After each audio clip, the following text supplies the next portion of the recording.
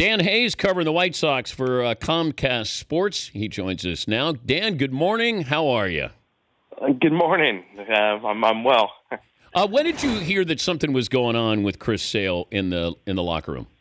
It's funny. I was off on Saturday and taking a nap, and my phone blew up, and everybody thought that there was a trade going on. And that's the funny part about all of this is that, now we've got to this point on social media where if a player, something weird is going on, it's immediately you're in hug watch mode. And has the guy been traded? And it came 2 days after Rick Hahn, their GM, had come out and said, hey, we're open to any idea right now because we've been mired in mediocrity for a while. We're not going to do any short-term rentals. We're not going to do anything to sacrifice our future. We're going to go out and just think about whatever, and that includes potentially trading Sale and Quintana, Jose Quintana. And really, those two guys, it's going to take a lot for them to do that. But at the same time, fans hear that. They expect, oh, man, Chris Sale could get traded, and he's scratched. And first the word came out that maybe it was the flu, and that's about when I was alerted to it. And it went in an entirely different direction than I think everybody thought it would. Well, Sale is an emotional guy. When Adam LaRoche, took his son and went home, Sale stood up for LaRoche. And I mean, is he the leader there? Is he that kind of fiery, wearing his emotions on his sleeves? Absolutely. From a pitcher side, obviously, I mean, he is as much of a leader as possible. And in baseball, obviously, the pitchers have it a little bit tougher because they're only on the field once every 5 times. But from that perspective, Sale is the guy that a lot of people look to. He's the longest tenured guy here. And he's got he's carried over a lot of the Mark Burley and Paul Konerko White Sox way kind of thing. Mm-hmm. And yesterday, James Shields has only been his teammate for about 7 weeks now. And Shields said, I've only known this guy for a little bit as a teammate, but he's one of the best teammates I've ever had. And he stands up for guys. And I think the LaRoche thing made him a kind of all-time teammate when he did that. I mean, he went kind of out there and took a stance for his teammate and backed him. And we know how kind of strange that whole story was. And Sale was unwavering in that. And so everybody respects him very much. All right. Do we know did he have a knife? Did he have scissors? How many uniforms did he chop up here? Those details are a little sketchy because I couldn't even get it confirmed from someone within. I had to go outside the organization to get it confirmed. And Chris wasn't around yesterday. And I've never seen so few players in the clubhouse when the media was available.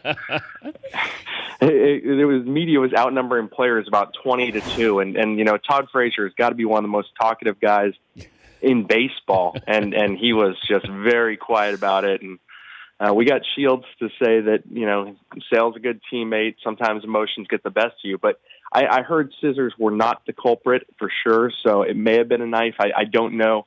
I was going to do a Twitter poll yesterday on what the potential object was, but I decided that was probably not in my best interest. So it's definitely a little bit of a crazy story. Does this impact his the trade rumors, not his value? He's got a great contract if you're going to pick that up, and he's been lights out. So is Sale going to get traded? I don't see it happening now. It's possible this offseason, but right now, they want a major league player back amongst the package.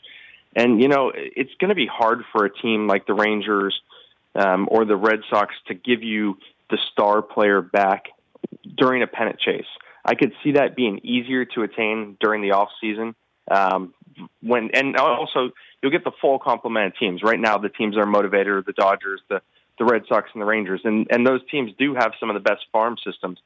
But at the same time, I think, you look at that free agent market, and it's awful for pitchers. I mean, Rich Hill's probably the best guy out there. No. And you throw Chris Sale out there, I mean, you're probably going to get as close to the price you can ask for at that time. So it wouldn't surprise me if it was more the off season. I mean, anything could happen. Teams are motivated right now, but they'd want a Nomar Mazara, or they'd want someone like a Betts or somebody like that from the Red Sox, somebody that those teams are going to have a hard time parting with 2 months of the season to go. Has anybody else complained about the jerseys, these throwback jerseys that incensed Sale? There's a lot of talk that last year, I mean, this is the second year that they wore them. And so, they were uncomfortable last year. And I know the White Sox spent some time trying to alter them again and make them more comfortable. One of the reports, and I couldn't get it confirmed because Sale wasn't around, but one of the reports I saw was that he had tried it on in spring training when they introduced it, and he still wasn't happy with it. And it just happened to fall on his pitching day.